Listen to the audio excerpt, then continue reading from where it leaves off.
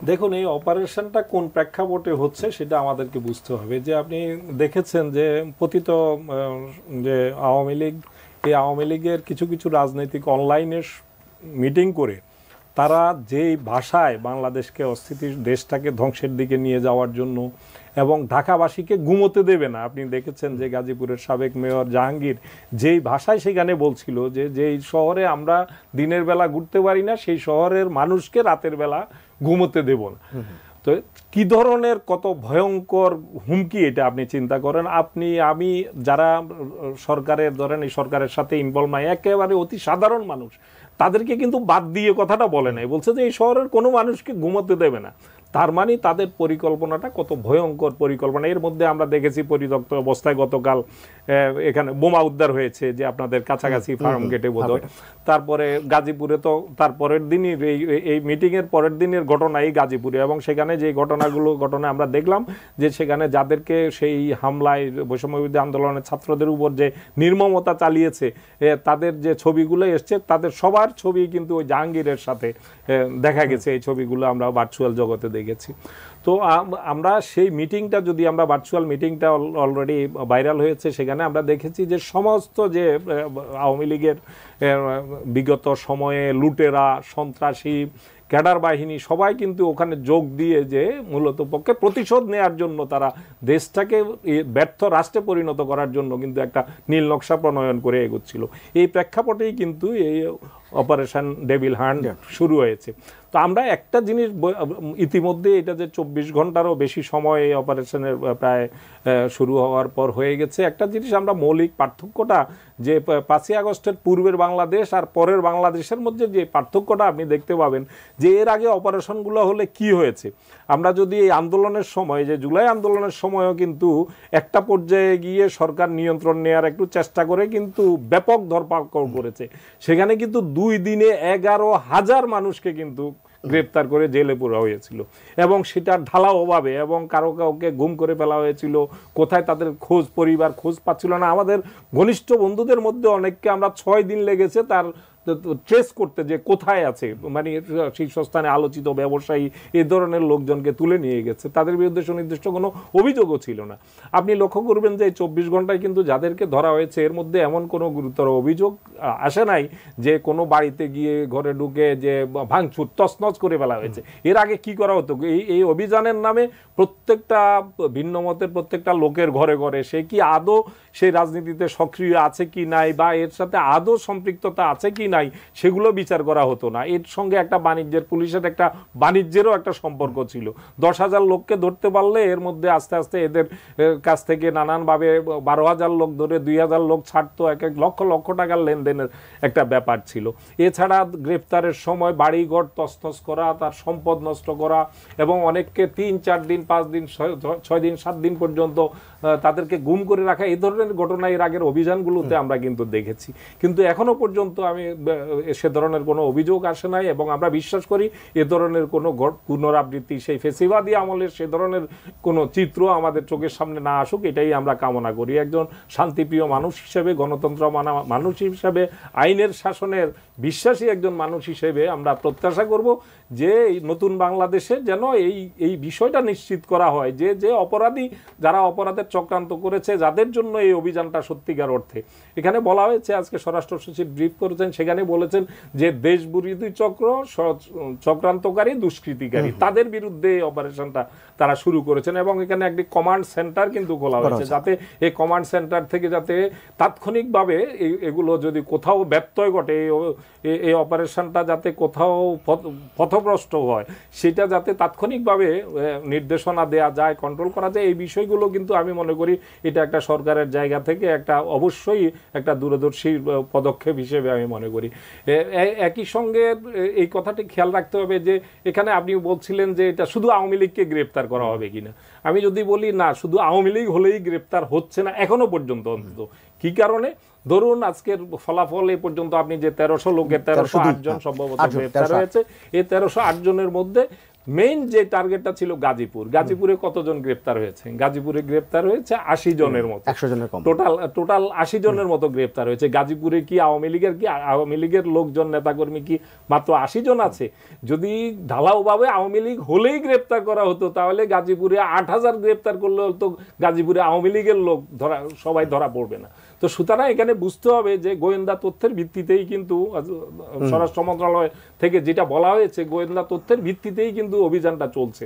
এবং যারা এই ষড়যন্ত্রের অনলাইন মিটিংয়ের মাধ্যমে যারা ষড়যন্ত্র করছিল, সেই অনলাইনে যাদের উপস্থিতি দেখা গিয়েছিল, এবং ওই দিন যে বৈষম্যবিরোধী আন্দোলনের ছাত্রদের উপর যে নির্মমতা চালিয়েছে, তাদের বিরুদ্ধে অভিযানটা চলছে।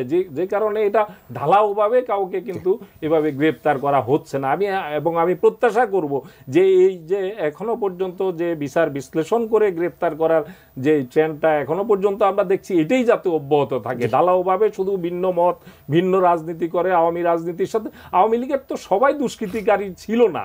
বাস্তবতা আমরা দেখেছি আমাদের আশেপাশেও বহু লোকই এসব অপকর্ম, লুটপাট, সন্ত্রাস, চাঁদাবাজি এগুলোর সাথে বহু সাধারণ আওয়ামী লীগের সমর্থকরা কিন্তু, এটা গুটিকতক এবং একটা বড় অংশ যারা শুধুমাত্র এটাই করেছে, এবং অবশ্য সমাজে তাদেরই দাপট ছিল, তারাই গত 15 বছর পুরো দেশ শাসন করেছে, সমাজ শাসন করেছে। তো তারাই টার্গেট হওয়া উচিত আমি মনে করি যে এই গ্রেপ্তার অভিযানের। আবার আসবো আপনার কাছে। আসলে আমি অপারেশন ক্লিন হার্টের কথা বলার চেষ্টা করেছিলাম আমার সময় প্রথমে। আচ্ছা, এক দুজন দর্শক আছে, একটু ফোনটা নিয়ে দিই। হ্যালো, আসসালামু আলাইকুম। ওয়ালাইকুম সালাম। আপনার নামটি বলে প্রশ্ন করুন। আমি যশোর থেকে বলছি, মোহাম্মদ ইসমাইল হোসেন। জি বলেন ইসমাইল। আমার প্রশ্ন ছিল যে বাংলাদেশে প্রত্যেকটা গণহত্যার বিচার হওয়া উচিত, আমরা সেটার জন্য তাকিয়ে আছি আমাদের বৈষম্য বিরোধী ছাত্র আন্দোলনের ভাইদের দিকে, তারা যাতে এটা আসলে বাংলাদেশের সমস্ত গণহত্যার বিচার করেই যায়। আর আরেকটা কথা হচ্ছে যে এই যে আওয়ামী লীগের গণহত্যা, সেটা তো অবশ্যই বিচার হওয়া উচিত। আরেকটা হচ্ছে যে এই যে সংবিধান, মুজিববাদ, এগুলো তো অবশ্যই হওয়া উচিত। আরেকটা বিষয় হচ্ছে যে ওনারা ইদানিংকালে আমরা মনে করতেছি যে একটা বিষয় ওনারা কাউন্ট করতেছে না, যে 71 সালে যে জামাতের ভূমিকা ছিল, গণহত্যার সাথে যে ভূমিকাটা ছিল, তো তাদের অনেকের বিচার হয়েছে, অনেকের হয়নি। কিন্তু কথা হচ্ছে যে দলীয় ভাবে তো তাদের সম্মতি ছিল, সেই গণহত্যায় লক্ষ লক্ষ মানুষ হত্যা করা হয়েছিল, যেখানে সেই 24-এর মতো, 24-এর থেকে আরো বেশি মানুষ মারা গেছিল। তো এখনো কি জামাত ইসলাম বাংলাদেশে যে রাজনীতি করতেছে, তারা কি কোনো স্টেটমেন্ট দিচ্ছে এখন পর্যন্ত যে তারা 71-এর সেই ভূমিকার জন্য লজ্জিত, বা তাদের সেটা অন্যায় ছিল, অপরাধ ছিল? ধন্যবাদ, আপনার প্রশ্নটা বুঝতে পেরেছি।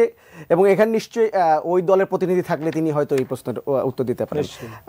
আচ্ছা, আরেকজন দর্শক আছেন, ফোনটা নিয়ে। হ্যালো, আসসালামু আলাইকুম। ওয়ালাইকুম সালাম। আমি পিন্টু দুয়ারি, পটুয়াখালী থেকে বলছি। জি বলেন। আমার প্রশ্ন হচ্ছে দুজন অতিথির কাছে, একদিকে জেল থেকে শীর্ষ সন্ত্রাসীরা খালাস পেয়ে যাচ্ছে, ঠিক আছে, আবার অন্যদিকে সন্ত্রাসীকে ধরার জন্য এই নতুন একটা আইন জারি করা হয়েছে, ডেভিল হান্ট, ঠিক আছে। আমার প্রশ্ন হচ্ছে দুজন অতিথির কাছে, এতে মানবাধিকার লঙ্ঘন এবং বিচার বহির্ভূত হত্যাকাণ্ড বৃদ্ধি পাবে কিনা, এটা হচ্ছে আমার প্রশ্ন। ধন্যবাদ, আপনার প্রশ্নটা বুঝতে পেরেছি। মাহিন সরকার, এর আগে দুজন দর্শক কতগুলো প্রশ্ন করেছেন, আপনার কি মনে আছে কিনা, নাকি আমি আবার বলবো? আপনি আরেকবার বললেন। আচ্ছা, প্রথম প্রশ্নটা, একটা প্রশ্ন যদি বলি, সেটা উনি প্রশ্ন করেছেন যে এই যে একদিক দিয়ে আমরা দেখেছি বিভিন্ন শীর্ষ সন্ত্রাসীকে ছেড়ে দেওয়া হয়েছে, একটা সময় জামিন তারা বের হয়েছে, আবার এখন আবার ডেভিল হান্টের মতো একটা অপারেশন চালানো হচ্ছে, এটা কি পরস্পর বিরোধী হয়ে যাচ্ছে কিনা? না, পরস্পর বিরোধী না, এটা ঠিক পরস্পর বিরোধী না। মূলত আমরা যে সংস্কার চাচ্ছি সেটি হলো বাংলাদেশের সর্বক্ষেত্রেই সংস্কার। এখন বিচার বিভাগের যে সংস্কারের জন্য আমরা আন্দোলন করেছিলাম আগস্টে, যখন বিপ্লব মানে আমাদের যে অভ্যুত্থান সম্পন্ন হলো, তারপরে আমরা দেখতে পেয়েছি যে যারা বিচারক বা বিচারপতি যারা আছে, সেখানে কিন্তু যারা দুর্নীতিবাজ এবং বিগত সময়ে আওয়ামী লীগের পারপাস সার্ভ করেছে, তারা এখনো বসে আছে। তখন আমরা আন্দোলন করি এবং সেখানে যারা মূল দায়িত্বে ছিলেন তাদেরকে সেখান দায়িত্ব থেকে অপসারণ করা হয়েছে। কিন্তু অন্যান্য জায়গায় জেলা জজের ক্ষেত্রে যদি বলি, বিভিন্ন জায়গায় দেখা গেছে যে তারা মূলত আওয়ামী লীগের পারপাস সার্ভকারী। তো একটি নতুন সরকার এসেই কিন্তু সবাইকে তারা আসলে চেক করতে পারেনি, বা তাদেরকে তাদের যে দায়িত্বের জায়গা, সেই দায়িত্বের জায়গা থেকে প্রশ্ন পর্যন্ত করতে পারেনি। সেই কারণে আসলে খুব স্বাভাবিকভাবে তারা আওয়ামী লীগের পারপাস সার্ভ করার কথা ছিল, এবং বিচারিক প্রক্রিয়াতেই এই দোষী ব্যক্তিগুলো ছাড়া পেয়েছে। এখানে সরকারের অবশ্যই আমরা মনে করি গাফিলতি আছে, এবং বিচারিক কার্যক্রমে যে সংস্কার বা বিচার বিভাগের যে পরিপূর্ণ সংস্কার, সেই সংস্কার কার্যক্রম সফলতার মুখ না দেখার কারণে এই ঘটনাটি ঘটেছে। অপরদিকে যে সমস্যাটির কথা উনি ইন্ডিকেট করেছেন সেটি হলো এই প্রশাসনের যে গাফিলতি। কারণ পুলিশ মূলত এই জুলাই অভ্যুত্থানের পরে পুলিশ একেবারেই ডিঅ্যাক্টিভেট হয়েছিল দীর্ঘদিন, এবং এখন আস্তে আস্তে তারা অ্যাক্টিভ হচ্ছে। তো সেক্ষেত্রে পুলিশ কিন্তু মাঠ পর্যায়ে ওই সময় কার্যকর ছিল না। এখন যদি গ্রেপ্তার না করা হয় তাহলে এই যে যারা আছে আওয়ামী লীগ এবং তাদের দোসর, এবং একই সাথে যারা মাঠ পর্যায়ে চাঁদাবাজি করছে এখন এবং পূর্বের ন্যায় ফ্যাসিস্ট আচরণ করছে, তো তাদেরকে যদি নিয়ন্ত্রণে আনা না হয় তাহলে কিন্তু এটি আউট অফ কন্ট্রোল হয়ে যাবে। তো এই কারণে আমরা মনে করি বিষয়টা একেবারেই পরস্পর বিরোধী নয়, তবে সরকারের আরও দ্রুত এই সংস্কার কার্যক্রমটি করা উচিত। তা না হলে কিন্তু রাজনৈতিক অরাজনৈতিক সকল পক্ষ থেকে প্রশ্ন আসবে, এবং এটাই স্বাভাবিক। আচ্ছা, এম আব্দুল্লাহ, আপনার কাছে জানতে চাই এখন পর্যন্ত যে এই যে পরিস্থিতি এখন চলছে, আমি যদি গত কয়েকদিনের পরিস্থিতি বলি, এর আগেও জিজ্ঞেস করেছিলাম যে আসলে বাংলাদেশ কোন দিকে যাচ্ছে, আমি একটা ছোট্ট জানতে চাইবো যে আসলে কি এটিকে আমরা কি সংকট বলবো নাকি নতুন বাস্তবতা বলবো?